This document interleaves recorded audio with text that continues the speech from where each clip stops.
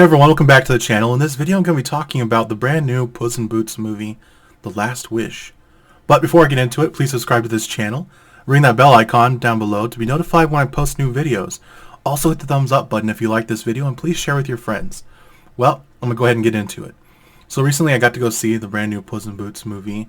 Honestly, I was kind of surprised. I was really caught off guard because of the fact that I didn't really think it was going to do too well.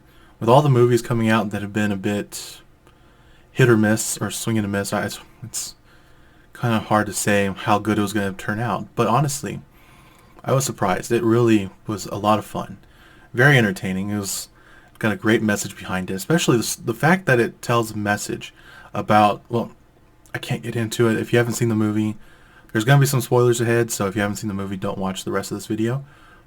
But I encourage you to please watch it. Anyway, so in this movie in particular, it tells the story of Puss in Boots and now on his last life.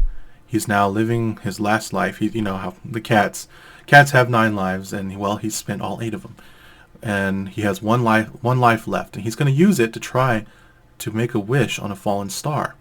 And this wish is supposed to grant him, hopefully, a return to his 9 lives. He wants to kind of start fresh, but it really teaches the lesson about how life is short.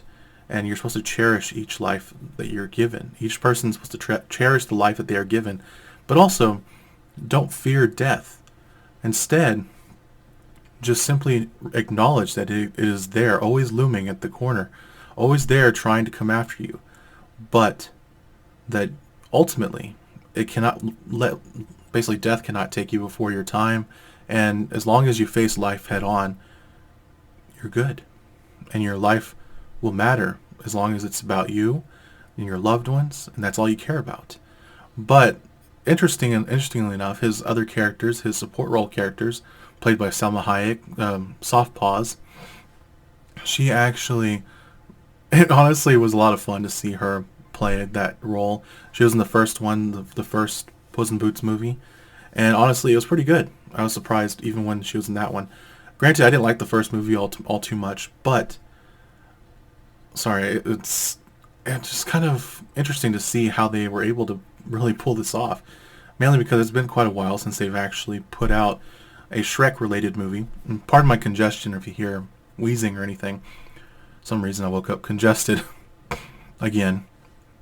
Anyway, so with this movie in particular, I like the way that they depicted death and they depicted all these different characters, especially Goldilocks and the 3 bears.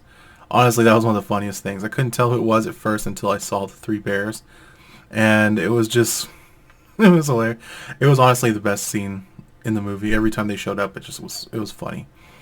And then you have, I guess I couldn't really tell who that character was, the main antagonist of the movie, and honestly, I felt bad for him to a degree, because he's a character that doesn't really have any legendary traits to him, and so it's kind of he serves as a perfect villain, honestly, in a world full of fantastical, story time characters.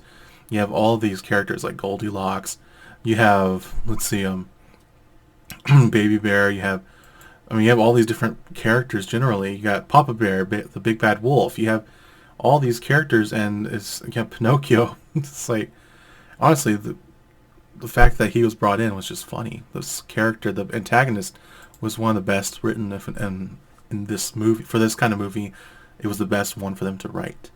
And the storytelling was just excellent. Many people may disagree, but that's fine.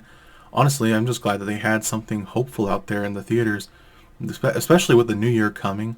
It kind of is the perfect movie going into the new year, telling the story of facing your fears and going head first, knowing that it may destroy you, knowing that there's a chance that you may fail, you may, in this case, die, but you cannot fear the unknown, and ultimately you have to place some level of trust in those who care about you.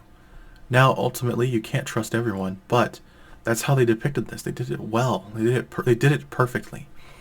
And honestly, I'm just glad that like I said, I'm glad that they had something positive in the movies, especially going into the new year, With so many movies coming out that are either divisive or just lacking in story, I'm glad to see something so hopeful.